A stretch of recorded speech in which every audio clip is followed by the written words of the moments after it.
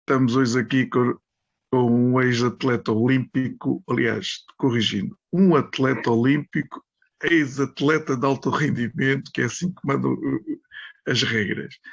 E com a vantagem de conhecer o espaço no Brasil e em Portugal a nível do judo, a nível do desporto, e continua ligado ao desporto, Pedro Dias, e tem muito para nos contar e se calhar muito para nós aprendermos do que é uma carreira de um atleta até chegar aos Jogos Olímpicos.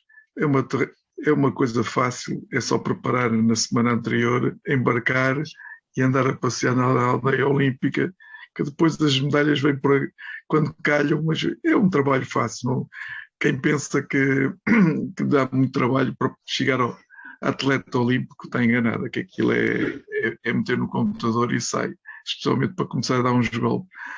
Pedro, é um gosto aqui destes grupo de 4 pessoas e temos imenso prazer em estar aqui um bocadinho contigo para depois por outras pessoas conhecerem também, porque às vezes, e até se calhar numa coisa que agora dito de outra maneira, de uma forma séria, às vezes quando os atletas, e no fundo todos nós, deixamos os palcos, deixamos o espaço mediático, rapidamente somos esquecidos como seres humanos.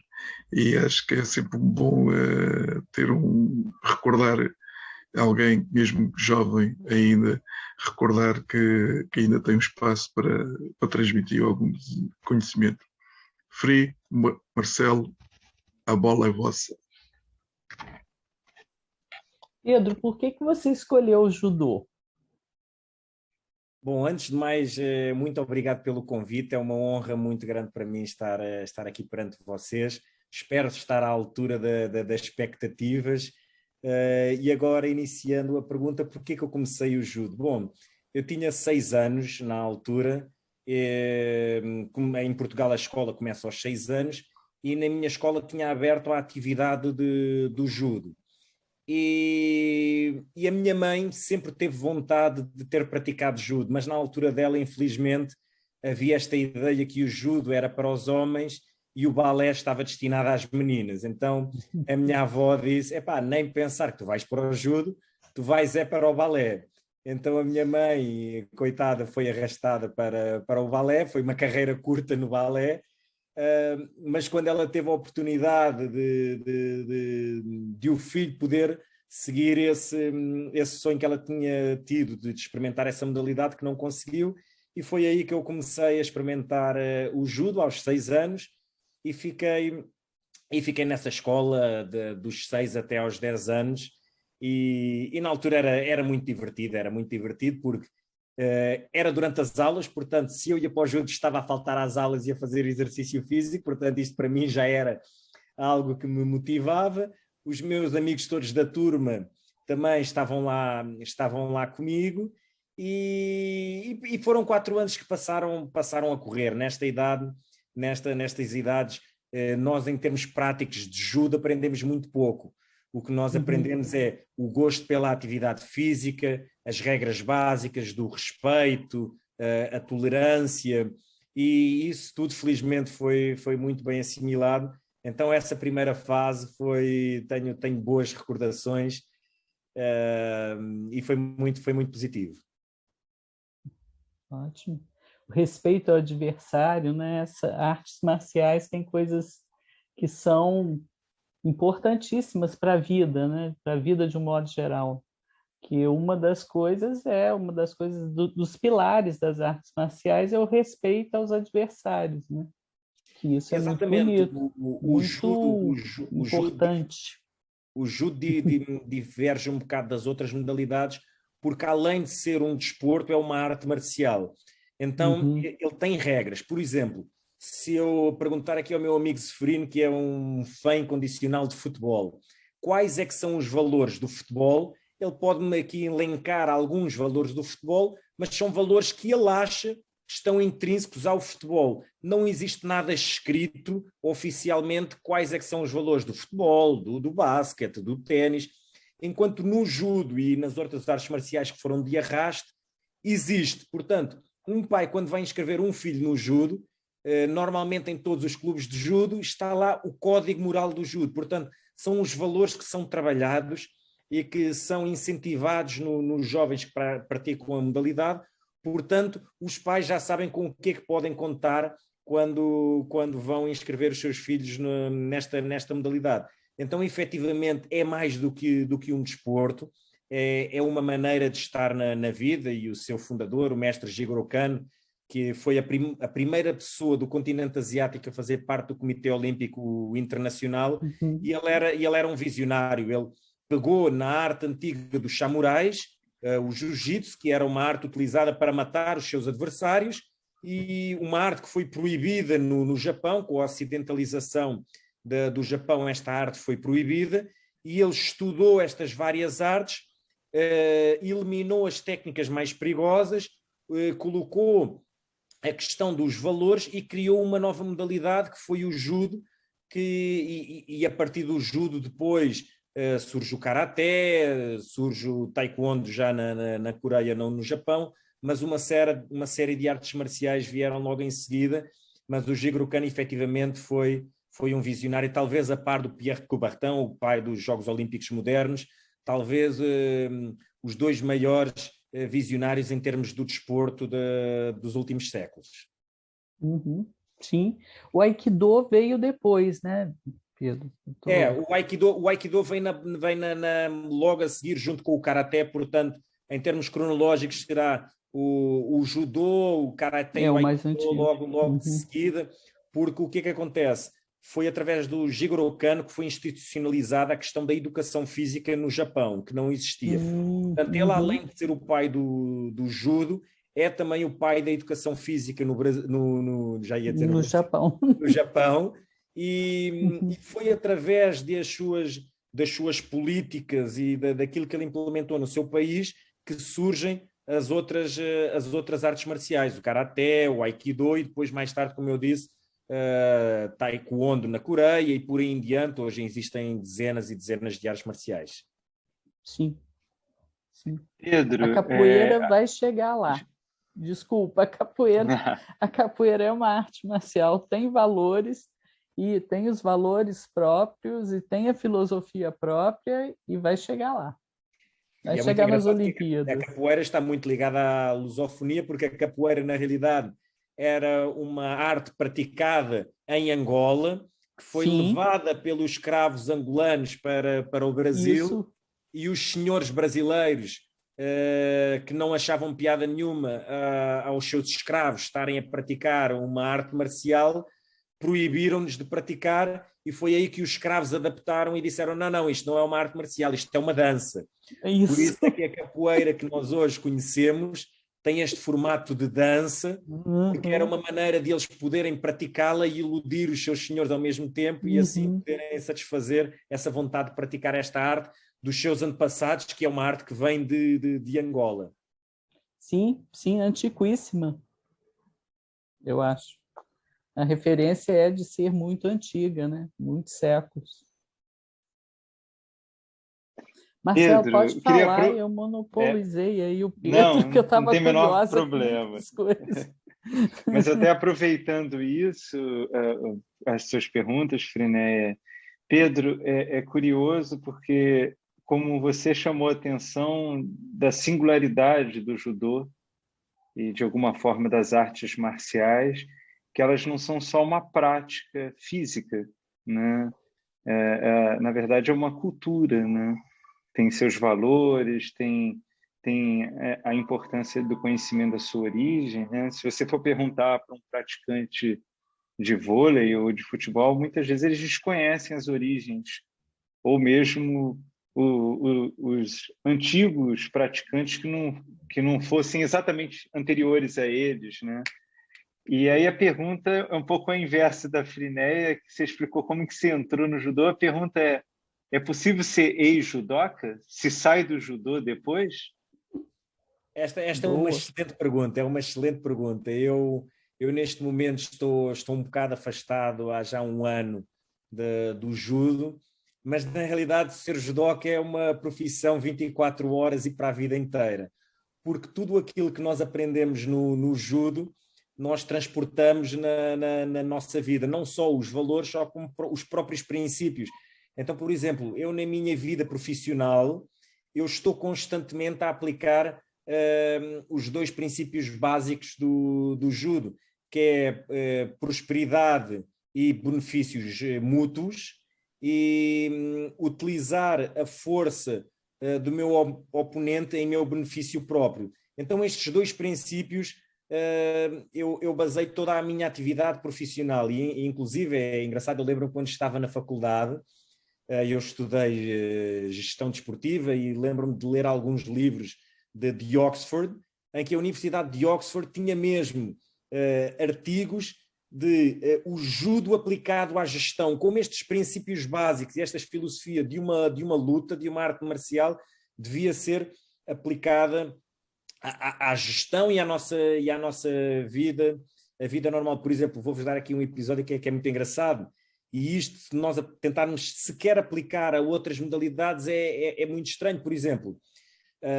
um mês antes dos Jogos Olímpicos, eu estava num país que eu agora não me recordo qual é que era, mas a treinar com todos os meus adversários que iriam estar comigo nos Jogos Olímpicos. Agora imaginem, transportando isto, por exemplo, para o futebol, a seleção portuguesa a treinar com a seleção do Brasil, a treinar com a seleção de Itália, a treinar com a seleção da Argentina, todos a dormirem no mesmo hotel, todos a confraternizarem. Isto é completamente impensável.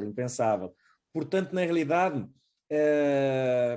eu na vida, e no judo foi aí que eu aprendi isso, eu preciso estar rodeado dos melhores para eu poder evoluir, porque a minha luta não é contra eles, a minha luta é contra mim mesmo, de ser melhor do que ontem. E eu só consigo ser melhor do que ontem se estiver perto dos melhores. Então, eu quero treinar sempre com os melhores para poder evoluir. Se eu eventualmente conseguir ganhar, bom, se não conseguir ganhar, é continuar a trabalhar. Mas existe essa particularidade que é muito interessante, e para as pessoas que estão de fora e quem segue o desporto, isto às vezes até chega a ser constrangedor, que é, mas espera aí, tu daqui a um mês vais estar a lutar com este indivíduo nos Jogos Olímpicos, não devias estar agora fechado, a esconder, a fazer um treino secreto e para ninguém te ver. Não, dentro da nossa modalidade isso não acontece, e somos todos amigos, porque como eu disse, eu não gosto da palavra adversários, porque nós todos estamos à luta do mesmo sonho. Todos eles têm o mesmo sonho que eu tive, que era participar de uns Jogos Olímpicos, poder ganhar uma medalha. Portanto, eu não sinto nada além de respeito por essas pessoas que tentam atingir o mesmo sonho do que eu. Uns vão conseguir lá chegar, outros não vão conseguir lá chegar, mas o importante é sermos fiel àquilo que aprendemos, é sermos fiel ao nosso caminho, e se isso acontecer, ganhamos sempre todos. Sim. E é muito interessante você, depois dos Jogos Olímpicos, um pouco depois, ou quanto tempo depois, você começou a estudar a questão da gestão de negócios, pessoas, esse seu interesse... Bom, eu durante o período que eu era atleta, eu nunca parei de estudar, é importantíssimo os atletas manterem essa carreira dual, mas devo confessar que o mundo do desporto sempre me levou vantagem relativamente à minha vida académica. Infelizmente, eu já não sou assim tão novo, nessa época não havia essa consciencialização da carreira dual, os únicos intervenientes na minha vida eram que efetivamente estavam sempre a puxar para que eu me continuasse a dedicar aos estudos, eram os meus pais, tanto os meus treinadores, o clube, a federação, o Comitê Olímpico, o Instituto Português do Desporto. A eles tanto se dá como se deu. Para mim, o que lhes interessava era se eu ganhasse medalhas ou não. Se eu estava a estudar, se não estava a estudar, e como é que ia ser a minha vida depois, pouco lhes importava. Inclusive, existe esse mito que nós não queremos um atleta inteligente, um intelectual, nós queremos um atleta que ganhe medalhas. Mas quer dizer, um atleta pode ganhar medalhas e pode ser um intelectual também, não é? É claro. Mas isto para dizer, eu nunca parei de estudar, eu estudava gestão e administração pública, mas eu não gostava nada daquilo que estava a estudar e não me sentia minimamente motivado. E em 2008, depois de eu vir dos Jogos Olímpicos, estava perdido, eu sabia que tinha de fazer alguma coisa, mas não sabia bem o que é que iria fazer. E foi precisamente numa viagem que eu fiz ao Brasil, eu pedi uma revista, abri a revista e estava lá, bom, vai abrir a licenciatura de Gestão do Desporto na Universidade Autónoma de Lisboa. E eu disse, epá, isto é capaz de ser interessante, mas era numa universidade privada e eu não tinha condições para pagar essa universidade. Felizmente a minha família é de uma família de classe média alta, mas desde os 18 anos que o meu pai tinha posto um limite que é, meu amigo, tu queres ser desportista, queres ser judoca, tens um sonho, eu vou-te apoiar nesse sonho, mas eu tenho 5 filhos e eu não tenho de sustentar os meus filhos todos, se toda a gente agora quiser ser judoca olímpica. Então, a partir dos 18 anos, eu comecei a trabalhar e a ganhar o meu próprio dinheiro, além de ter a minha vida desportiva. Portanto, embora a minha família fosse de uma determinada classe social que eu tinha essa capacidade, eu não tinha coragem de pedir esse dinheiro à minha família, porque eu tinha esse compromisso com o meu pai desde os 18 anos, que se eu queria seguir este caminho, eu seguia, mas eu é que o iria ter de sustentar. Portanto, o que é que eu fiz? Quando cheguei ao Brasil, lembro-me perfeitamente, a primeira coisa que eu fiz é, bom, vou enviar um e-mail à universidade, um não eu já tenho, e vou-lhes tentar pedir um patrocínio para eles me apoiarem nesta aventura académica. Mandei o e-mail e felizmente a resposta foi positiva, a universidade, o curso estava a abrir, eles precisavam de uma cara que fosse a cara desse curso, então acabámos por juntar estas duas vontades e consegui fazer o curso junto com o meu colega aqui, Zeferino, desde de 2008 até 2011, em que foram 3 anos maravilhosos, em que eu saí, foram 3 anos muito difíceis da minha vida, o pós-carreira é sempre muito difícil, mas eu saí de uma coisa que eu amava e aprendi a amar outra coisa. Então, não fiquei solteiro durante muito tempo. É engraçado, Pedro, porque você está falando dessa pós-carreira. Eu me lembrei agora do jogador brasileiro que fez carreira na Roma, o Falcão, Paulo Roberto Falcão, e tem uma frase dele muito impactante que ele diz que todo ser humano morre uma vez, exceto os atletas que morrem 2 vezes, quando param de praticar o seu esporte e quando efetivamente morrem. Como que é isso? Como que é se preparar para isso? É possível se preparar ou sempre é um desafio? Como que foi para você? Marcelo, isso é uma excelente questão e isto é uma questão que hoje começa a ser falada, mas que até aqui era meio que tabu. Então, na realidade, no ciclo de vida de um desportista, nunca existia a fase do destreinamento. Uhum. Quer dizer, por exemplo, imagina, se eu sou um técnico de natação, eu digo, bom, desta idade a esta idade é suposto ele saber fazer isto e vai treinar estas horas por dia e a quantidade destes dias. Desta idade a esta idade é suposto fazer isto e por aí em diante. Mas em todas essas fases não havia uma fase do destreinamento. Quer dizer, nós temos de começar a preparar o final, mesmo que ainda esteja no início. E isso é uma coisa que não existia. Hoje começa-se a falar nisso. Há alguns treinadores mais educados, mais consciencializados, começam a utilizar essas abordagens, alguns clubes também, mas ainda a um nível muito, muito reduzido para o que se pretendia. E esta fase aqui é de tal maneira pesada num atleta que ela pode, em casos extremos, causar depressões e levar até ao suicídio dos atletas. Eu perdi 2 colegas meus do judo em situações destas. O Craig Follen e a Catarina da Áustria, eles suicidaram-se porque eles não estavam preparados para lidar com esta nova fase, em que de um momento para o outro, quando estamos a atletas, viajamos muito, somos reconhecidos, somos valorizados, toda a gente quer tirar fotos, palmadinhas nas costas, e de repente quando acabamos a nossa carreira, pura e simplesmente ninguém quer saber. Normalmente estes atletas ainda não terminaram os seus estudos, ainda não têm uma condição económica estável, têm de dar uns passos para trás e de um momento para o outro, se uns meses antes eles eram referência para a sociedade, a partir daquele momento eles passam quase a ser um peso para a sociedade, que é, olha este indivíduo aqui que não fez nada, é um bandido, não estudou, não sei quantos, e agora não tem como viver, não tem como se sustentar. Isto é extremamente pesado. Eu devo-te dizer que nos Jogos Olímpicos de Pequim, quando eu terminei a minha última luta, eu tive a oportunidade de fazer 4 lutas, ganhei as 2 primeiras, perdi as 2 seguintes, fiquei em 9º lugar, e quando a luta terminou, eu já tinha metido na minha cabeça que eu iria terminar a minha carreira desportiva depois desses Jogos Olímpicos.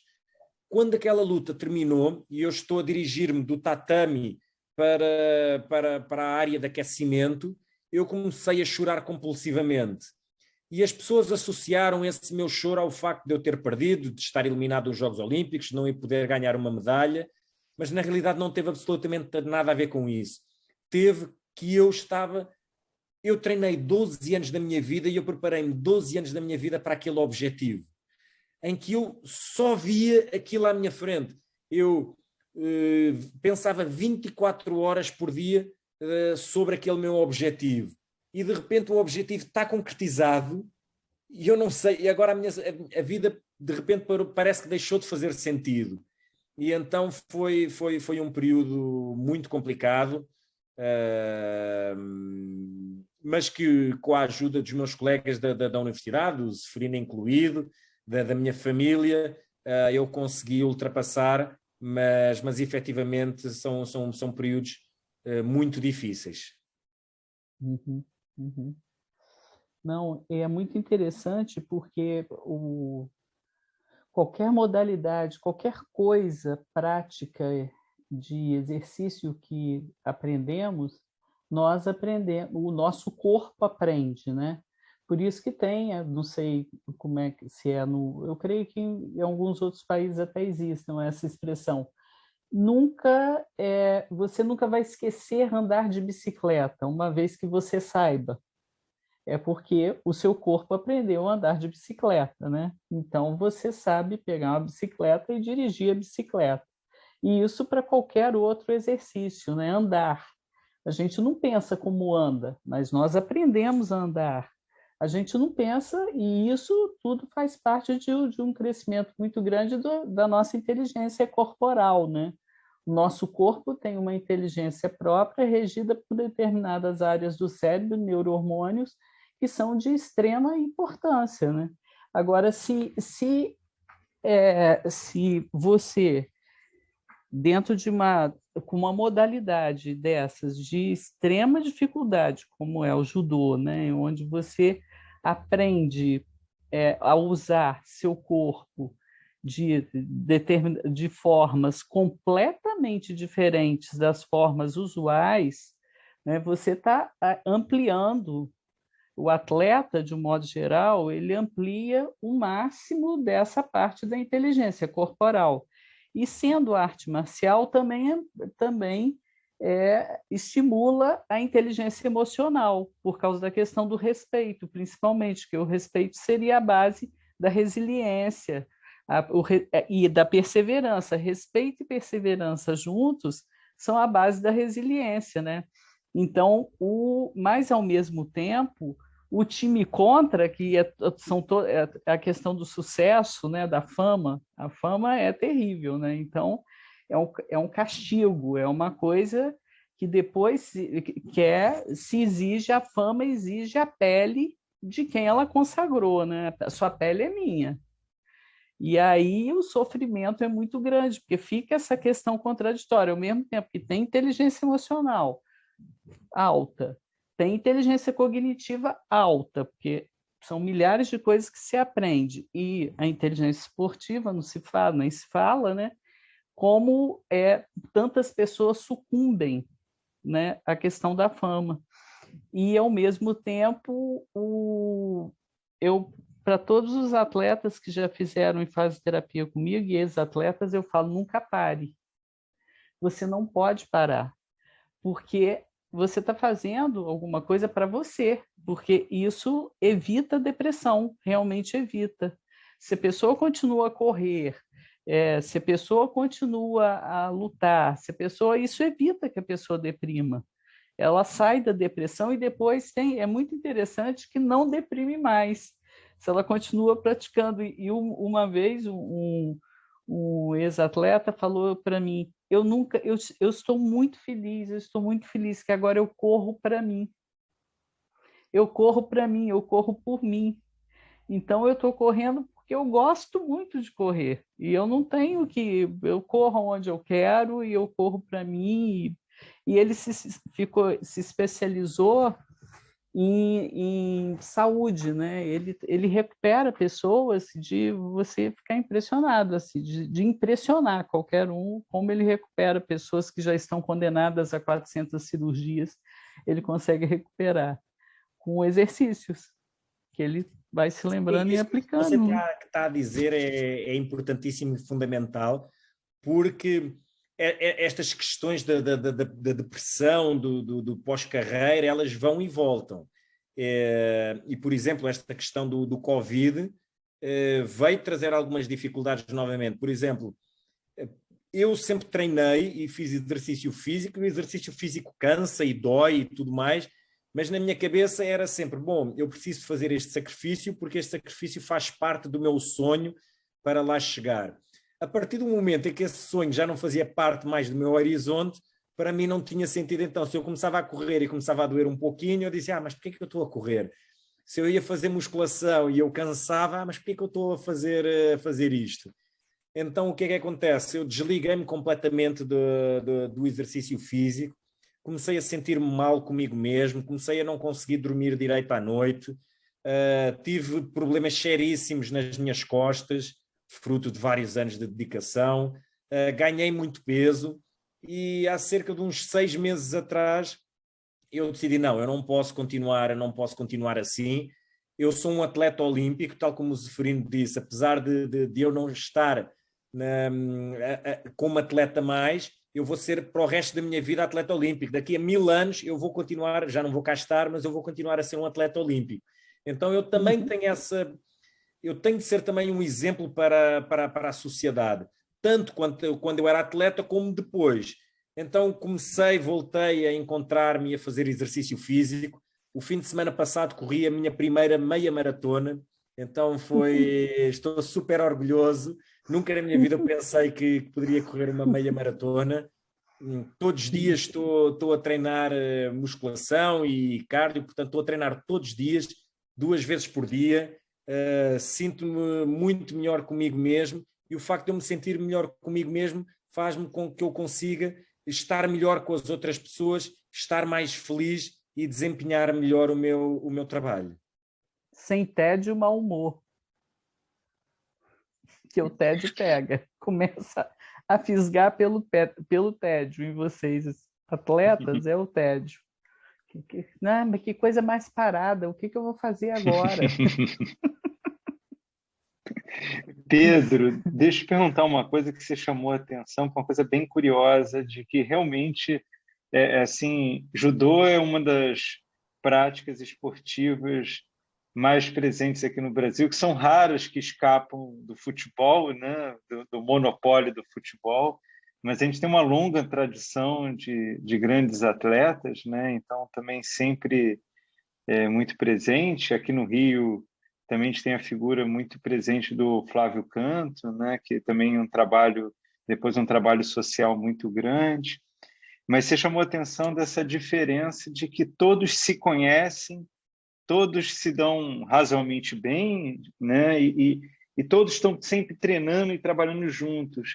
E aí me lembrei dessa última Olimpíada, um choque que causou o grupo de skate, onde também tinha uma prática parecida com essa, né? Assim, todos praticavam no skate na Olimpíada juntos, quem era eliminado ficava torcendo para o outro. E aí eu fiquei me perguntando, com esse choque, quem está errado? São os outros esportes que de alguma forma colocam a competição acima de tudo, né? Ou esportes tipo skate, tipo judô, que tem essa ideia de um crescimento conjunto? Bom, antes de mais, eu devo dizer que no Brasil o judo é o desporto número 1. Não existe modalidade nenhuma no Brasil que tenha mais medalhas olímpicas do que o judo. Conheço toda a gente do judô brasileiro. O Flávio Canto já cá esteve várias vezes aqui em casa, meu amigão do fundo do coração. Tem um projeto social incrível aí no Rio de Janeiro, do qual resultou já uma campeã olímpica, Rafaela Silva. Sim, Rafaela. Isso, o Brasil, eu costumo dizer, e eu vivi 6 anos no Brasil, eu costumo dizer que eu era judoca durante o período em que eu vivia em Portugal, mas eu aprendi judo a partir do momento em que eu fui para o Brasil. No Brasil, tudo aquilo que eu aprendi da filosofia, dos valores do judo, porque aqui em Portugal nós temos muito pouca influência japonesa. No Brasil, a imigração japonesa tem 120 anos, temos milhares e milhares. O Brasil é o país do mundo com mais japoneses fora da ilha, então tem uma presença japonesa muito forte. O único japonês que existia em Portugal era o mestre Kobayashi, que foi o senhor que trouxe o judo para Portugal, e mais nada. Eu nunca na minha vida vi mais nenhum japonês além dele. E no Brasil eu consegui assimilar isso tudo, e além do mais, e muito importante, era o judo e o desporto podiam mudar a vida das pessoas. E aqui em Portugal não era tanto isso, era mais um desporto, e fizesse ou não fizesse não ia mudar muito. Mas então eu no Brasil eu descobri esta outra vertente do desporto.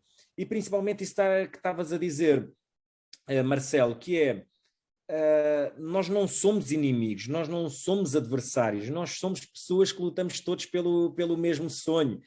E a mim custa-me, às vezes, quando estou, por exemplo, vou-te dar um exemplo prático.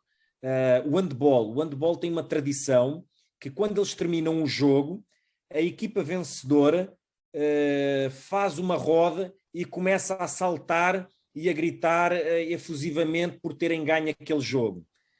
Mas eu, da mesma maneira, eu penso, ok, então e a equipa que perdeu? Quer dizer, os outros que perderam, que estão frustrados, que estão tristes, quer dizer, preciso de os humilhar mais além da derrota a fazer este tipo de festejo. Bom, se nós estivéssemos a falar da final dos Jogos Olímpicos, ok, é uma final dos Jogos Olímpicos, mas não, eles fazem isto em qualquer jogo. Quer dizer, a mim não me faz sentido. Portanto, o que eu, por exemplo, dizia sempre aos meus atletas era: quer ganhas, quer percas, eu quero que tenhas uma postura honrada. Honrada é respeitar-te a ti e respeitar o teu adversário. Se depois quiseres, em casa, abrir uma garrafa de champanhe, festejar, gritar o mais que puderes, por mim tudo bem, não tem problema nenhum. Mas em frente do teu adversário eu não quero isso, porque tu ganhaste e ele perdeu, mas poderia ser o revés. E eu não gostava que ele tivesse essa atitude. Isso não quer dizer que eu, na minha juventude, não tenha cometido esses erros. Infelizmente cometi-os. Mas o ser humano evolui, eu aprendi, e se calhar se o meu treinador não me chamou a atenção dessa situação, eu, enquanto treinador, enquanto exercia, tenho de chamar a atenção dos meus atletas. Portanto, eu definitivamente não sei quem é que está certo ou errado. A minha maneira de estar no desporto, é trabalharmos em conjunto, crescermos juntos, e depois na vida há uns que vão ganhar e há outros que vão perder, mas isso faz parte. Mas também, isto aqui também é uma questão cultural, que nós valorizamos demasiado os resultados. Quer dizer, por exemplo, se for primeiro, segundo ou terceiro, brilhante, excelente. Quer dizer, então, mas o quarto cai no esquecimento. O quarto só está a um lugar de diferença do terceiro. Então, mas o quarto é assim tão mau e o terceiro é assim tão bom. Isto é a questão. E aliás, o Pierre de Coubertin, quando criou os Jogos Olímpicos, ele disse: os atletas estão aqui a competir a nível individual, eles não estão a representar países, apesar de haver essa representação dos países. Não existe nenhuma tabela oficial de resultados. Aquela tabela que vocês no Brasil veem, que Estados Unidos em primeiro com 100 e tais medalhas, China em segundo com não sei quantos. Isso é uma invenção dos mídia para criar maior competição, mas essa tabela oficialmente não existe. Isso não existe. Isso foi uma criação à parte, em que nós criamos essa pressão sobre os resultados, que quem ganha medalhas é muito bom, quem não ganha medalhas não vale nada. Então, e aquele atleta que se superou, aquele atleta que chegou aos Jogos Olímpicos e bateu os recordes que tinha anteriormente, ou aquele atleta que deixou a sua corrida para ir ajudar um indivíduo e abdicou da sua medalha para ir ajudar. Isso aí nós não, infelizmente, enquanto sociedade, nós não valorizamos tanto. Estamos sempre associados a, se tirou uma medalha, tudo bem, se não tirou uma medalha. Eu cheguei a ter, e lembro-me perfeitamente, várias pessoas a dizer: então, mas tu foste aos Jogos Olímpicos e não ganhaste uma medalha? E eu, não, infelizmente não, fiquei em 9º lugar. Vocês só andam a gastar o dinheiro do governo e vão passar lá de férias para os Jogos Olímpicos. Aquilo na aldeia olímpica deve ser só orgias e tal. E pronto, é essa a ideia que aqui às vezes passa para o público em geral e não tem absolutamente nada a ver com isso. Quanta inveja, né? Quanta inveja as pessoas têm. A competição gera muita inveja, Pedro, é impressionante. Com vocês e atores, né, de modo geral, são as pessoas mais invejadas do planeta. E a gente vê todo mundo é atleta no Twitter, né? Porque o Twitter é isso, você tem que dar uma resposta, você tem que fazer um texto rápido, dar uma resposta rápida e ganhar. Você ganha, tem que ganhar, tem que ganhar. Então, por isso que o Twitter faz tanto sucesso, porque é seguindo esse modelo, o modelo de competição, que é o modelo oposto a todo esporte de sucesso, ou a arte marcial, ou as artes marciais, porque a competição é oposta a isso, é oposta à união, oposta ao modelo das Olimpíadas, ao modelo grego, né? O modelo grego era para paz da Grécia, né? Paz dos estados gregos. Vamos lá jogar para que todo mundo fique em paz, para ninguém brigue. Tudo bem que depois os espartanos andavam matando e tal, mas durante as Olimpíadas ficava todo mundo tranquilo, ninguém brigava. E o modelo deveria ser o mesmo, mas a mídia vai com jeitinho, né? e transforma, porque sabe que faz sucesso, que a gente é humano, e o humano tem muita inveja. Que é triste. Pedro, deixa eu fazer uma pergunta, referindo só um pouquinho, só uma pergunta menos filosófica, como a gente está discutindo aqui da vida, mas em sentido prático. Há uma discussão muito grande no esporte em relação à administração do esporte, né? Uhum. E essa discussão, às vezes, passa por um argumento dizendo muitos dos dirigentes não são praticantes, não têm ideia do que estão fazendo, principalmente aqui no Brasil se discute muito isso, e ao mesmo tempo, também tem uma discussão de como trazer atletas, quando terminam a sua carreira desportiva, para a administração, para a dirigência. Como que você vê isso? Inclusive você que foi estudar depois, né, da sua carreira olímpica, né? E em que medida isso faz sentido, que é importante, e como que deve ser esse equilíbrio entre um conhecimento, digamos, prático da modalidade e a capacidade de expandir, né, de levar isso para o público, né? Porque, por exemplo, pegando exatamente o judô, a maioria das pessoas se beneficiariam da prática do judô sem que precisasse ser atleta no sentido de competitivo, né? E como que você vê isso com essa dupla vida que você tem de atleta e de quem estuda a parte também administrativa? Bom, excelente pergunta novamente. São boas perguntas. Depois tens de me arranjar esta gravação para eu passar também. Muito boas perguntas. Bom, o Brasil, felizmente, nesse aspecto, não é dos piores países do mundo, em termos da transferência de atletas para a área da administração, mas ainda muito há a fazer. O que acontece hoje no desporto é que nós temos atletas profissionais, treinadores profissionais, toda uma estrutura à volta profissional, mas dirigentes amadores. Então, o dirigente é amador. Então, por exemplo, e vejam, se nós formos olhar aqui para os clubes de futebol daqui ou até do Brasil, clubes profissionais com orçamentos milionários, em que nós vamos olhar para os dirigentes e eu disse, mas o que é que este indivíduo entende desta área? Ele não faz a mínima ideia. Às vezes as pessoas não entendem nada de desporto, não entendem nada de gestão. Então o que acontece é que existe aqui um gap, que é grande parte da estrutura é profissional, mas quem manda na estrutura não é profissional. E depois temos outra questão também, que é, ainda temos um desporto completamente masculinizado. Então é um desporto de homens para homens. Não há mulheres em lugares de liderança. A mulher não tem espaço. E quando a mulher aparece, ela nunca está no topo. Então é uma vice-presidente, ou faz parte da direção sem poderes, apenas para dizer não, estamos aqui a trabalhar para a igualdade do género. Portanto, ainda temos um longuíssimo percurso a fazer. E depois existe essa questão que tu levantaste, e muito bem, que é a transferência dos conhecimentos de um atleta, porque é que não estão a ser aproveitados. Então, por exemplo, faz algum sentido o governo português, que investiu milhões na minha preparação para eu ganhar uma medalha nos Jogos Olímpicos, em que eu viajei por 70 países, em que eu tive um networking impressionante, em que eu aprendi a falar fluentemente 4 línguas, em que eu conheço todos os meandros da modalidade, conheci vários países, várias realidades diferentes. O que seria lógico era o governo dizer assim, meu amigo, eu estou a gastar dinheiro contigo e isto aqui não é inventar a pólvora. Em França é isto que acontece.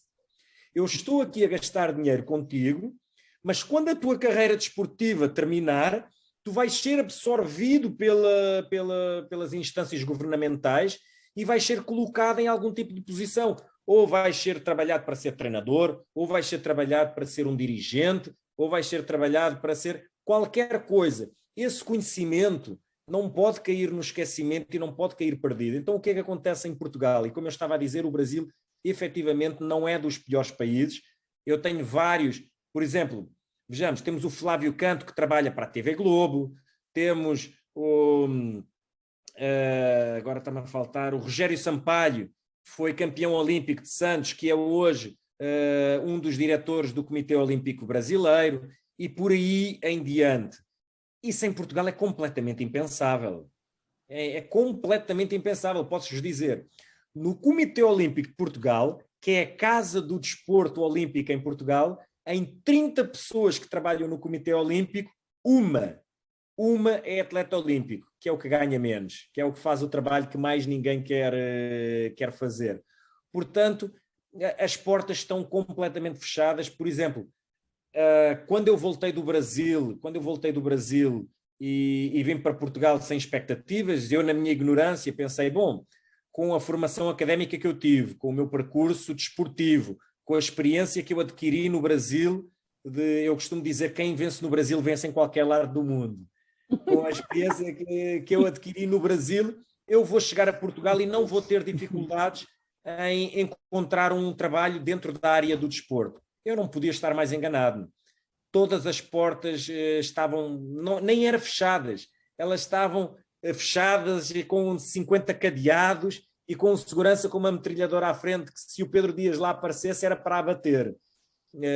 Então infelizmente, essa filosofia não existe. Em Portugal, como eu disse, existe essa cultura que o atleta é um ser intelectualmente não muito inteligente, Então o desportista é visto, coitadinho, é burrinho, foi fazer desporto, qualquer coisa assim. Então as pessoas não estão preparadas para eu ter sido um atleta olímpico e eu hoje estar capacitado para estar à frente de qualquer organização desportiva em Portugal. E agora, tirando aqui um pouquinho de humildade, posso-vos dizer, eu sinto-me mais preparado do que 99,9% dos dirigentes desportivos em Portugal. E se o desporto em Portugal e no Brasil não vai mais para a frente, quer dizer, o Brasil festeja quando ganha 17, 20 medalhas, quer dizer, o Brasil é um gigante adormecido. O Brasil, quando tiver dirigentes a sério no país, vai estar a ombrear com os Estados Unidos, com uma China, porque, quer dizer, é uma coisa impressionante. Nós, em Portugal, este ano ganhámos 4 medalhas, em que tivemos de ir naturalizar pessoas à pressa para conseguir ganhar essas medalhas, e estamos todos contentes, quando, na realidade, países com a mesma dimensão e com os mesmos recursos económicos do que nós, como a Hungria, como a República Checa, ganham 11, 15 medalhas. Portanto, estamos ainda a um longo caminho, mas tem essa obrigação de abrir terreno para os que venham atrás, a vida possa ser um pouquinho mais fácil para eles. Sim. Deveriam escrever livros, no mínimo. No mínimo. E posso intervir? Agora, vocês, quando nós começamos com estas conversas que chamamos de disruptivas, conversas de várias matérias, eu sabia que talvez fosse apanhar uma grande surpresa com o Pedro a falar e a gravar e a pôr o dedo na ferida e algumas coisas. Eu sei que a seguir, quando isto for para o ar, vai ser haver mais alguém com uma metralhadora à porta, porque dei palavra ao Pedro nisso. Mas eu sabia que esta é a realidade, infelizmente, em termos de desporto. Mas eu ia, Pedro, sabendo isso e para te poupar, que depois não leves mais umas bufetadas por algumas portas que enfim, que acontece no desporto. Eu ia te perguntar uma coisa que é: quando um atleta, na tua modalidade, prepara-se 12 anos para uma competição e que quer competir, ganhar a final, ganhar todos os combates e chegar à final e por aí fora, como é que se sente quando do outro lado é confrontado que há um atleta, há um adversário, há um competidor que entretanto está lesionado e não pode haver a demonstração de toda a preparação? Esta é a primeira pergunta. Bom, isso é sempre uma questão complicada e às vezes gerir essa emoção mental era complicado. Então, por exemplo, eu entrar numa luta em que sabia que o meu adversário estava de algum modo limitado, causava-me sempre algum constrangimento, porque eu tentava me colocar na posição dele, mas quer dizer, na realidade, ao mesmo tempo que tem de haver esse respeito, a partir do momento em que nós entramos para dentro do combate, aquilo é uma guerra. É uma guerra com regras, é uma guerra com valores, mas não deixa de ser uma guerra. Então, o que eu procurava fazer era abstrair-me dessa situação e tinha de fazer o meu papel, que era tentar ganhar. Tentar ganhar. Se ele se apresentou à luta, mesmo estando debilitado, é porque ele tinha condições de ir à guerra. Se tinha condições de ir à guerra, ele tinha de estar preparado para o que poderia vir aí, e eu não poderia facilitar, porque se eu facilitasse era dar a sorte ao azar, entendes? Mas eram situações normalmente complicadas, ou principalmente durante o combate, em que alguma ação que nós possamos ter feito que causava a lesão do nosso atleta, isso causa-nos um impacto muito grande. Então imagina, eu estou contra um atleta, por alguma coisa que durante a luta aconteça e ele sai lesionado da luta, apesar de eu ir ganhar a luta, porque a lesão nunca foi intencional, portanto eu não sou desclassificado, apesar de eu ganhar a luta, existe uma tristeza e um desconforto profundo dentro dos atletas, porque a luta foi ganha, mas não de uma maneira satisfatória. Então eu já vi atletas que nessas situações saem do combate a chorar. E eu próprio tive quase a minha ida aos Jogos Olímpicos em risco, porque num combate no Torneio de Paris, que é o maior torneio do mundo, contra um francês, estava a ganhar a luta e a 20 segundos do fim, numa situação perfeitamente normal, tive uma lesão gravíssima no ombro. O francês ganhou a luta, não festejou por ter ganho a luta, e a primeira coisa que ele fez, mal saímos os dois do tatame, foi de vir ter comigo e saber qual é que era o meu estado de saúde, e durante todo o campeonato, periodicamente, vinha ter comigo para saber como é que eu estava. Uhum. Isso mesmo.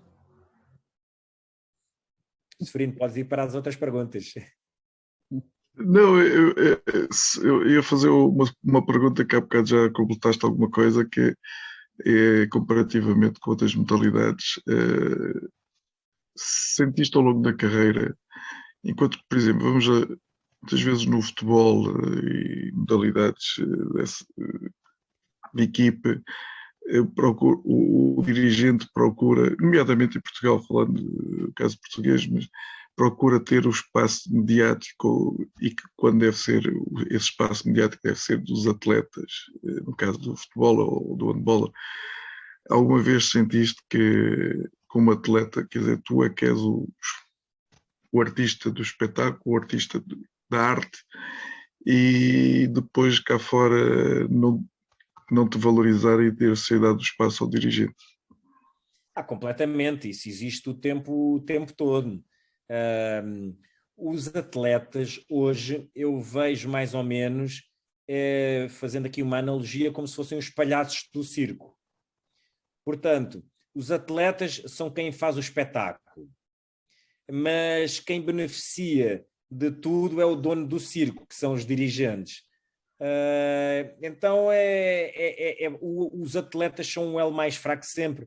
Até há bem pouco tempo atrás não existiam associações de atletas, não existiam todas as decisões feitas no âmbito do desporto eram feitas por dirigentes, muito deles que nem sequer eram da área do desporto, e o atleta não tinha qualquer tipo de hipótese de opinar, de dizer o que é que achava, o que é que deixava de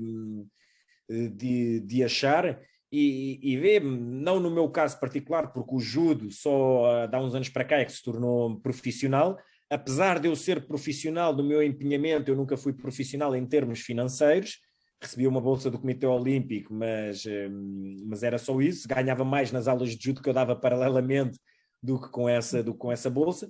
Mas tu tens, por exemplo, modalidades com contratos profissionais, como o futebol, como o handball, como o basquete, vôlei, em que os próprios atletas estão altamente limitados naquilo que eles podem dizer ou deixar de dizer publicamente.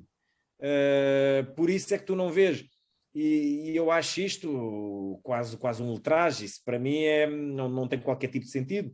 Quer dizer, um atleta é um ser humano. Um atleta, por ser atleta, ele não deixa de ser humano, ele não deixa de ter opinião. Eu tenho uma opinião política, eu tenho uma opinião religiosa, eu tenho uma opinião do que quer que seja, e eu tenho direito de expor essa opinião, seja eu atleta ou não seja atleta. E vou-te dar um exemplo muito, muito prático para tu entenderes tudo isto. Por exemplo, se um atleta nos Jogos Olímpicos exprimir a sua opinião, o atleta é expulso dos Jogos Olímpicos, porque os Jogos Olímpicos dizem, não, os atletas não podem ter opiniões, porque os Jogos Olímpicos não têm nada a ver com política, não têm nada a ver com religião, e ponto final. Mas se um país resolver boicotar os Jogos Olímpicos por uma situação política, não acontece absolutamente nada a esse país. Portanto, então vê aqui a situação. Os Estados Unidos boicotou a Rússia boicotou os Estados Unidos, mas nada aconteceu a estes países. Se algum atleta destes dois países, durante os Jogos Olímpicos, tiver algum tipo de atitude, ou política, ou religiosa, ou o que quer que seja, esses atletas é retirado imediatamente a medalha e são expulsos dos Jogos. portanto o atleta continua a ser o elo mais fraco, não sei se em detrimento de dirigentes ou não, mas efetivamente o atleta tem de assumir outra posição e tem de lutar pelos seus valores, mas na realidade também existe um medo, que é os atletas que estão no ativo têm medo das represálias, que no caso dos profissionais é simples, vão mexer no bolso deles, portanto eles dizem, espera aí, se me estás a mexer no bolso eu fico caladinho e quietinho. Aqueles que não são profissionais estão de mãos atadas com as federações, porque imagina, eu enquanto atleta, se vou abrir a boca contra uma federação ou um instituto do desporto ou contra um comitê olímpico, cortam-me as pernas logo a seguir e a minha carreira desportiva acabou. Portanto, normalmente são aqueles que já não estão dentro do âmbito desportivo, como eu, por exemplo, que já não dependem dessas organizações, que têm a capacidade e mais argumentos para denunciar todas estas situações. Uhum. Perfeito. Mais uma razão, né, para acreditar que os atletas não são inteligentes, porque os atletas, as opiniões, imagina, se todos os atletas falarem de suas opiniões verdadeiras, né, principalmente essa que você está falando, da questão da organização e da administração dos esportes e tal, e da questão política, porque está na base das Olimpíadas. Se os Jogos forem inventados para a paz, isso é político. Mais político que isso, impossível. Né?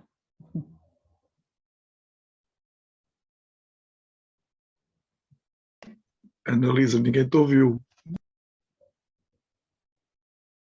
Eu estava a falar com os meus botões, eu estava a dizer que nunca tinha pensado dessa forma, mas que realmente faz todo sentido, não é?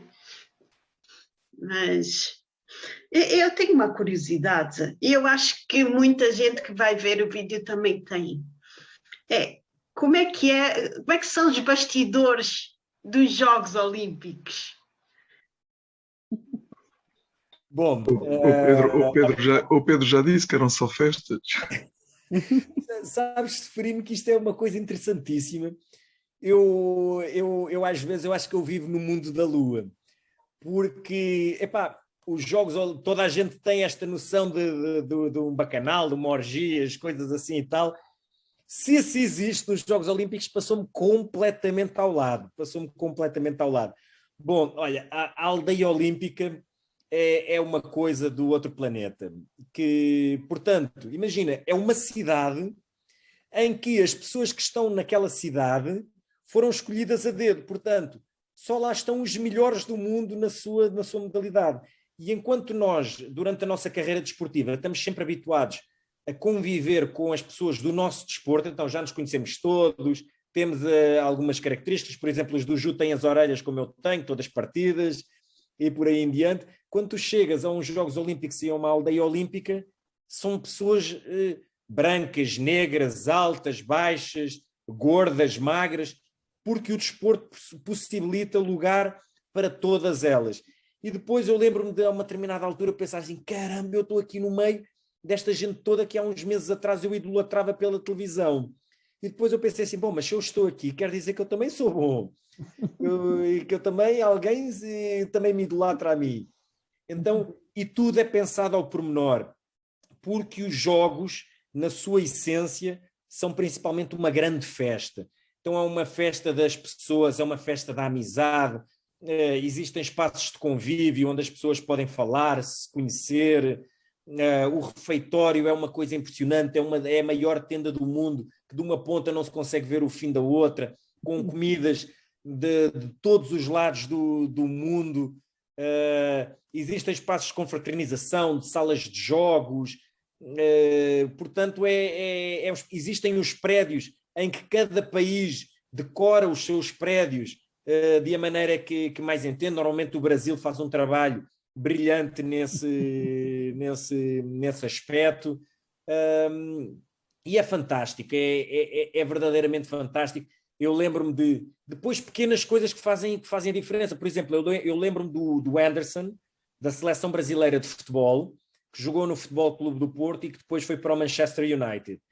E os portugueses estavam num hotel e a uma determinada altura em que o Anderson, que era uma estrela da seleção do Brasil, que jogava no Manchester United, saiu do hotel do Brasil, foi para o hotel de Portugal e chegou lá à recepção, toda a gente o conhecia, como era óbvio, ficou toda a gente, epá, peraí, está aqui o Anderson.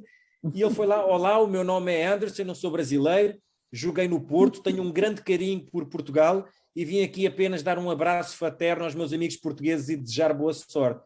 Isto foi uma coisa que ninguém estava à espera, foi uma coisa espetacular. Eu, por exemplo, lembro-me houve uma altura que o Messi passou por mim durante a aldeia olímpica. Nossa. Eu pedi ao Messi para tirar uma foto, e abracei-o para tirar a foto e gritei para o meu amigo: epá, Armando, o Messi afinal não é tão alto quanto isso. O Messi entendeu o que eu disse e ele disse assim: não sou muito grande, pero muito rápido. Então, situações interessantíssimas. Lembro-me também de estar no autocarro e tinha uma jogadora checa que era top 5 na altura, de nível mundial, uma jogadora checa lindíssima, lindíssima. Eu estou no autocarro e a checa está a olhar para mim e ela não para de olhar para mim. Eu assim, espera aí que a checa não para de olhar para mim. E de repente a checa vai na minha direção e começa a falar comigo. Eu assim, eu não acredito. Uma das melhores jogadoras do mundo de ténis, lindíssima, está a falar comigo. E ela estava a falar e eu nem sequer estava a ouvir o que ela estava a dizer, de tão entusiasmado que eu estava. E na verdade o que ela queria era, ela queria um pin de Portugal, que eu trocasse um pin de Portugal com um pin da República Checa, que é uma das tradições que toda a gente faz. Nós recebemos os pins de cada um dos seus países e depois de trocar com os vários países, mas foi uma experiência muito, muito positiva. Eu, por exemplo, eu tive a sorte, normalmente o que é que acontece? Quem vai para os Jogos Olímpicos compete e 2 dias depois de competir ele vai embora para casa. Isto porquê? Porque o atleta tem tanta pressão e tantos dias de treino e de concentração que quando acaba a sua competição normalmente o que ele quer é festa. Só que ainda há outros que estão a competir. Então o que é que eles fazem? Eles pegam nesses atletas e mandam-nos embora. Só que toda a gente que estava nos Jogos Olímpicos da seleção portuguesa eram meus amigos. Eu vivia no centro de alto treinamento, conhecia toda a gente, do atletismo, da esgrima, do karaté, do taekwondo, e eu fiz uma carta especial ao presidente do Comitê Olímpico na altura, a solicitar que me desse autorização para eu ficar nos Jogos Olímpicos do início ao fim. Então eu fui o único português que teve essa autorização especial de ficar do início ao final, em que eu vivi os Jogos ao rubro, ao máximo, e foi uma experiência única. E a única festa que efetivamente eu vi foi quando os Jogos terminaram. Aí sim houve bastante festa, mas já estavam muito poucos atletas na aldeia olímpica também. Já não estava quase ninguém. Uhum. É muito bonito. Foi muito bom este momento. Essa partilha foi muito boa. Obrigada. Por acaso era uma curiosidade que eu tinha há muito tempo. Como é que seria? E eu imagino que muita gente, não é? Uhum.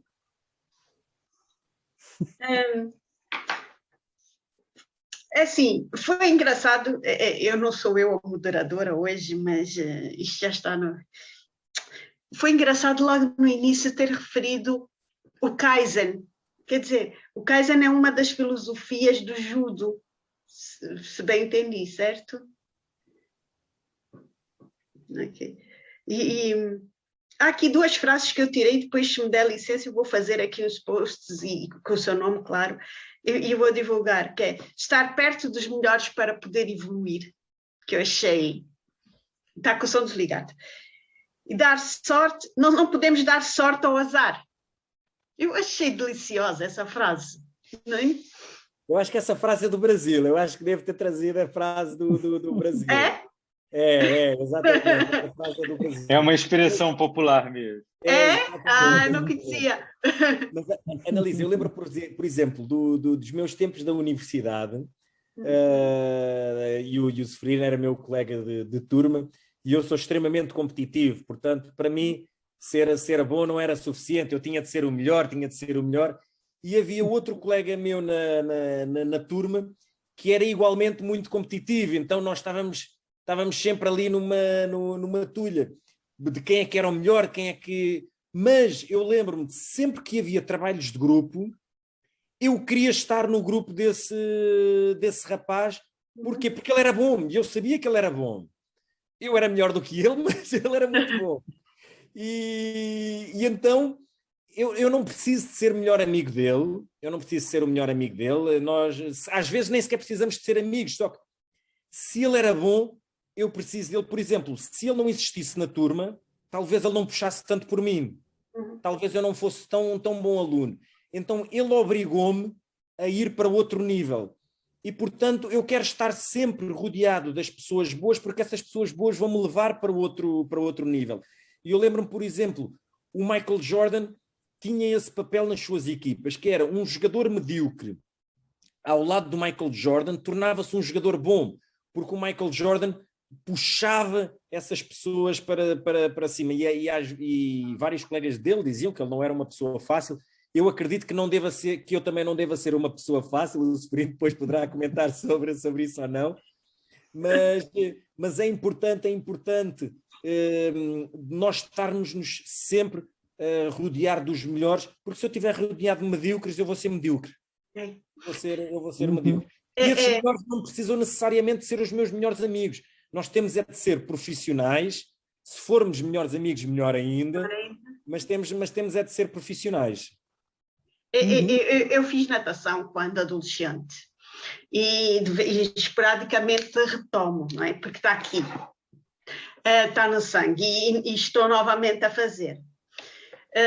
Estando no ginásio e vou à piscina, quer dizer, não é uma piscina olímpica, eu estava habituada a piscinas olímpicas, mas o engraçado é que apareceu uma pessoa, um senhor, que é nadador, foi nadador.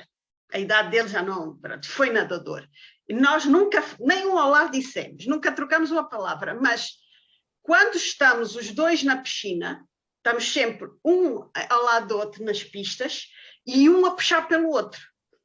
Sabemos isso, nunca abrimos a boca, nunca dissemos vou puxar por ti. Ele sabe quando deve parar, porque eu já não aguento mais, ou quando, pronto, é sempre ele que me comanda, porque pronto, tem mais resistência do que eu, mas foi engraçado, nesta altura da minha vida, quer dizer, depois de velha, estar a reviver esses momentos, né, de competição saudável no desporto. Competição faz parte das nossas vidas, né? A gente começa quando a gente começa a andar, eu acho que um pouco mais tarde, quando a gente começa a andar com certeza do que estamos fazendo, que é andando, ou seja, quando a gente esquece que está andando, a gente começa a competir. E é a coisa boa, o lado bom da competição, né? Porque o lado ruim... Mas aí, Frinéia, o lado ruim é o inventado pela mídia e pela inveja e pela distorção das coisas, né, humanas.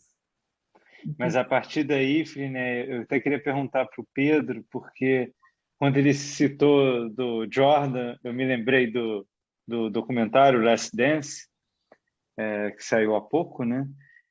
Porque tem esse lado que o esporte competitivo traz de positivo, né? Dessa capacidade de resiliência, de encontrar meios a despeito das adversidades para continuar seguindo no caminho, mas há uma exigência também que muitas vezes beira o insuportável, né? Então, me lembrei do Jordan porque ele realmente fazia todo mundo jogar melhor jogando com ele, mas muitos não suportavam porque aquilo tornava a vida dele infeliz, né? Assim, gostavam do resultado, foram campeões com Chicago Bulls, né? Mas que aquilo... Eu te pergunto, se eu puder te perguntar isso, quando você para a competição, em alguma medida você percebeu que alguns valores que para a competição lhe eram úteis, mas que na vida cotidiana eles te traziam peso, no sentido de você exigia demais de si em certas condições, das pessoas em torno de você. isso chegou a passar alguma vez ou não? A percepção é sempre de só auxílio? Não, na realidade isso acontece. Eu tenho essa perfeita noção. Então, o facto de eu ser tão competitivo acaba por ser prejudicial às vezes também. Por exemplo, eu tinha uma amiga minha que ela dizia: não, só existe duas maneiras de gostar do Pedro. Ou se gosta muito ou não se gosta nada. Não existia, porque eu sou uma pessoa muito intensa. E isso acaba por ser, quem não consegue viver nessa intensidade, acaba por ser um pouco angustiante. Então eu reconheço isso, por exemplo, na minha relação familiar, na minha relação de amigos, na minha relação universitária, eu tenho essa perfeita noção. Eu tento ainda, porque tenho dificuldades, trabalhar essa parte que eu posso ser competitivo, mas eu tenho de entender também o timing das outras pessoas e tenho de respeitar esse timing. E nem sempre sou bem sucedido nisso, mas eu sou humano. Mas essa também era uma das questões, por exemplo, eu felizmente nunca passei por isso, porque também o meu desporto e o país que eu vivia não me traziam isso, mas alguns atletas de topo, como o Cristiano Ronaldo, como o Michael Jordan, eles são grandes atletas, mas nós não nos podemos esquecer que eles são apenas pessoas também. São pessoas que erram, mas nós temos esta percepção que um atleta não pode errar, que um atleta tem de ser perfeito e tem de ir exatamente de acordo com tudo aquilo que a sociedade quer e espera deles. Por exemplo, o Jordan gostava de jogar, gostava de ir aos casinos e gostava de jogar. Quer dizer, se aquilo lhe dava prazer, porquê que ele não o poderia fazer? Mas a sociedade achava, não, um desportista não pode jogar, é viciado no jogo, é isto, é aquilo outro, E ele dizia, mas eu só quero ser uma pessoa normal. Eu não pedi pelo facto de ser desportista, eu não quero ser um exemplo para a sociedade, apesar de, quando nós somos desportistas de gabarito, nós temos de ter esse cuidado que o que nós dizemos ou o que nós fazemos vai ter um peso na sociedade. Mas somos pessoas também e as pessoas não se podem esquecer disso. Uhum.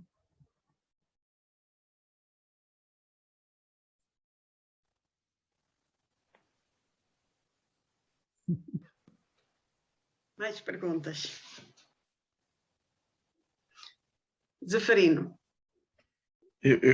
Nós estamos mais ou menos a hora e eu não vou contar ou confirmar aquilo que o Pedro disse, mas garanto-vos que como era um bocadinho mais velho, era um equilíbrio muito difícil fazê-lo entre ele e o outro, porque também os três sportinguistas era muito difícil às vezes estar no meio a equilibrar os dois pesos.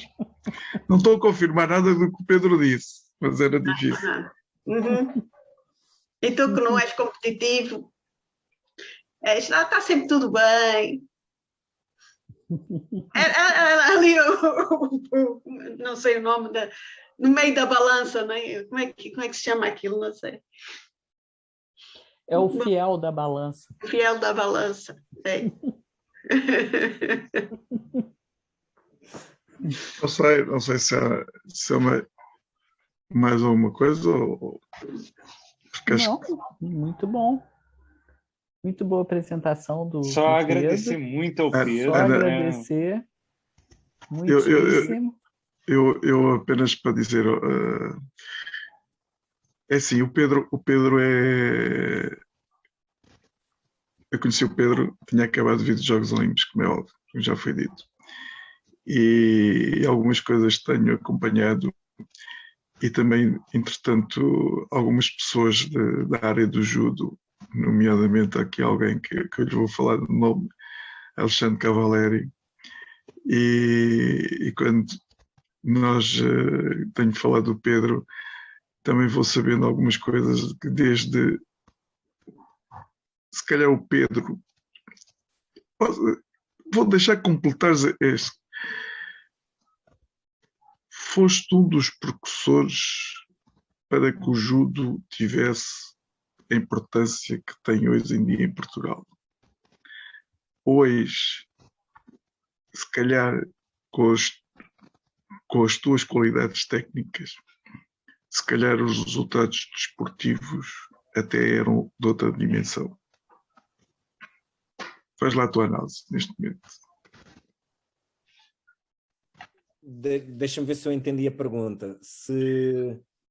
Foste um dos precursores para que o judo em Portugal tivesse condições técnicas para, hoje, com as tuas competências técnicas, com as condições técnicas que são dadas aos atletas ao teu nível, se calhar os teus resultados seriam outros.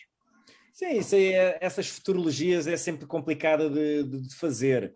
A realidade é que houve outros antes de mim, por exemplo, no caso do Alexandre Cavalieri, que fizeste bem, que tinham ainda menos condições do que aquelas que eu tive. Isto pode parecer ridículo, mas, por exemplo, eu nos Jogos Olímpicos de Pequim tive a possibilidade de lutar contra o bicampeão mundial do judo. Faz só em parênteses. É verdade, porque o Alexandre disse que tu eras um puto irrequieto, estavas com os mais velhos e querias sempre mais e melhor, mesmo com os mais velhos, que de vez em quando tinham que estar quase uns papos. Era exatamente isso. Mas sabes que quando eu sonhei e eu dizia, todos os meus objetivos eu gosto de os divulgar bem, que é para toda a gente saber para o que é que eu estou. E eu dizia a todas as pessoas que eu ia aos Jogos Olímpicos. E se calhar em termos técnicos e de qualidade as pessoas não acreditavam tanto, mas eu ia atrás desse sonho e a determinada altura as pessoas achavam que eu devia ser maluco. Mas estava a dizer, para vocês terem uma noção, quando eu fui aos Jogos Olímpicos e competi na segunda luta contra o bicampeão mundial e favorito aos Jogos, que era brasileiro, João Derli, o João Derli na altura tinha um contrato em que ele ganhava do clube cerca de 50 mil reais por mês. 50 mil reais na altura dos Jogos Olímpicos correspondia mais ou menos a 20 mil euros por mês. O que isso aí é mais dinheiro do que eu ganharia como atleta durante vários anos da minha carreira. Portanto, as discrepâncias eram muito grandes. Hoje em Portugal existem não um, mas existem vários atletas profissionais. Para vocês terem uma noção, como eu vos expliquei, o meu pai disse-me que não me ia dar mais dinheiro, eu tinha de dar aulas de judo. Então a minha vida era treinar, estudar, dar aulas de judo, treinar, dormir e no dia seguinte voltava um novo dia.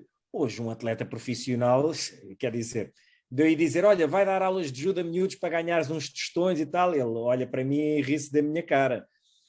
As competições hoje, qualquer competição internacional que exista, existe um prize money em que as pessoas medalhadas recebem dinheiro para isso. Portanto, hoje as condições são muitíssimas melhores e ainda bem, e é para isso que nós lutamos. Não sei dizer se eu nestas condições conseguiria melhores resultados ou não. O que eu tenho a certeza é que o meu comprometimento seria sempre ao mais alto nível. Mas isso agora também vai depender dos adversários. Este caminho é um caminho que não depende só de nós. Uhum. Certamente. Acho que este bom bocado, não sei se quem quer fazer o encerramento, se faço já o encerramento, porque nós temos feito aquilo que no início não disse, todos os meses, e temos ido fazer cidadania entre dois países. E isto de dizer que somos irmãos, nós somos irmãos em muitos sítios, e tu deste o exemplo dos valores do judo, que no fundo é uma irmandade, mas chega à altura e está na competição. E nós temos feito isto desde maio, com muito gosto, e temos várias outros palestrantes, outras conversas que vão acontecer, porque, acima de tudo, digo honestamente, há convidados de Friné ou de Marcelo ou de Analisa que aprendem com muitas coisas, e todos nós aprendemos com essas vivências que desconhecemos e que as televisões não mostram a realidade dos seres humanos que andam por aí fora noutras vidas. Pedro, foi um gosto estarmos contigo, pelo menos assim aconteceu. Nós vamos pôr isto no ar e esta dupla Brasil-Portugal ou seja, como for, de amigos virtuais, mas que se calhar um dia destes encontramos todos aí num encontro, congresso do Algo Global, quem sabe alguns no meio do Atlântico. Em Angola. Eu não conheço Angola. E por que não, quer dizer... Queria agradecer pela oportunidade, foi um prazer. Espero ter estado à altura das expectativas e, da minha parte, podem sempre contar comigo para o que for preciso. Obrigado. Que bom. Muito obrigada. E cuidado com as palavras, a dizer-nos que podemos contar consigo. Olha. Cuidado. Muito obrigado, Pedro. Marcelo, Analisa, estamos juntos. Pedro, um abraço grande. Obrigado, tchau. Muito obrigada. Muito obrigado, tchau.